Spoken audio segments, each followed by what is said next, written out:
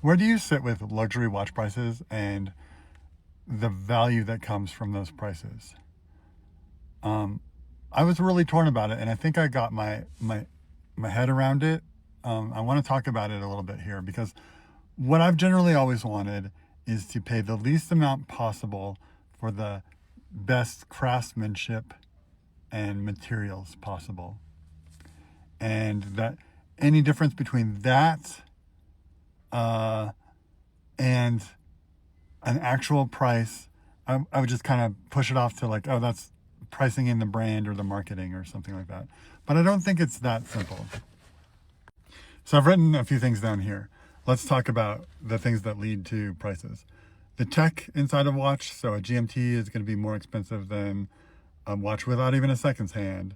Quartz watches are cheaper than mechanical watches just because they're so easy to produce.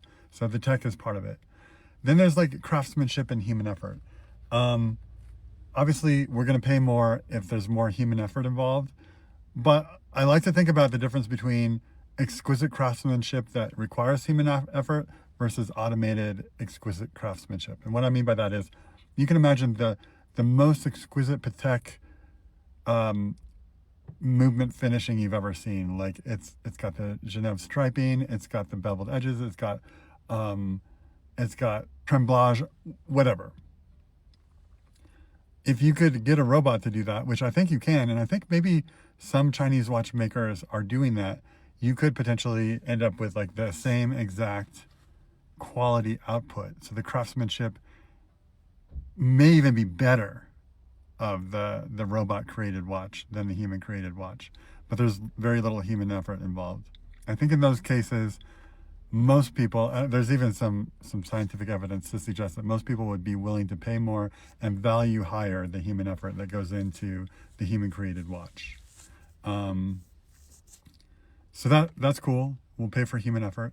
But again, like is there one person's effort that's more valuable than another? Is a Swiss watchmaker more valuable inherently than a Chinese watchmaker? What if they both have wonderful families and both really deeply care about watches? Why would we value the Swiss watchmaker over the Chinese one? I think that would be a little racist, actually. Like in order to like peel away the racism, I think what we can say is that we value watchmaking culture. So there's like good watchmaking culture in Switzerland, in Germany, in the United States, in Japan, where there's like been generation after generation of people that have learned from each other and created a culture around watchmaking. I think we price that into watches, and I think we give the highest price to the Swiss culture. I think they've been really good at exporting that culture and their set of values around watchmaking, and so we'll pay more for it.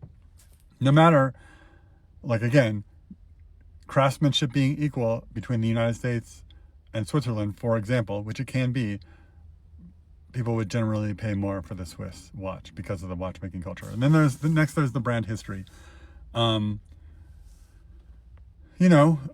can come down to little things like what watch Captain America wore, or what watch was worn on the moon, or what watch was worn by Alan Turing when he was cracking the Enigma code at Bletchley Park. Like those things matter, and we'll pay a certain amount more for them. But as we start adding these up, human effort, watchmaking culture, brand history, I still don't think we get to some of the differences we see, like that $30,000 Omega versus another watch of similar build quality that's $8,000. Where does that extra $20,000 come from?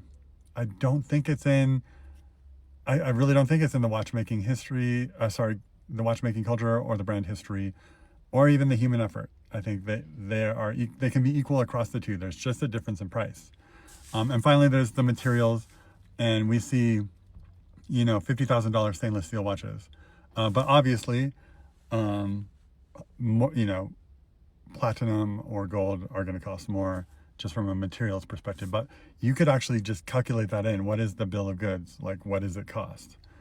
And then I think one other thing is, I mean, me personally, I would be willing to pay more if I understood how the funds are being used. So if you look at, who's that American watchmaker guy? Goodwin, that guy. Um, every watch he produces, lots of human effort. He definitely deeply cares about watchmaking culture. He's got no brand history. He uses reasonable materials, but every dollar spent on his watches goes to him and his family. That feels good. Another example of a watch company where you know that the funds that are going towards the very high price of the watch are going to the watchmakers themselves and not just capital providers is like Grubel Forsey. Those guys are watchmakers, and I don't think they have like a team of people in the basement of their company that are getting paid, slave wages to produce their watches. Like they and probably a small group of people that work for them are probably being paid relatively well to sell a watch for $500,000. And I feel like that's better than, say, at Patek or Rolex. Large groups of people you probably never heard of are probably getting paid relatively well, but not great. But the capital holders, the family that owns the company, and they're, anybody that's invested in them, those people are making a ton and maybe not working very hard. So I feel like a little less awesome about paying those prices, knowing that they're not going, that value is not making it all the way through to the people that produce the wondrous piece that I'm buying. So funds usage to me matters. Okay, so where are we now after 7 minutes of blah, blah, blah? This is the part that I think a lot of people won't like. I think there's still a gap. Taking all these into account, there's still a gap where some watches just cost more, such as the $30,000 Omega Constellation. What it is nothing more than status. It really is just that. Some watches are expensive because you don't get to own them unless you can afford them. And if you're a watch collector, you may bend over backwards to get one or two of those. And that maybe makes you feel really good, but it's a piece of status that you're buying. It's not any of these other things. It's only status. And status feels good. I get it. I buy things for status all the time. Look at this. Right? Like I could have got a Columbia. So yeah, high prices of luxury brands really at the end of the day are status.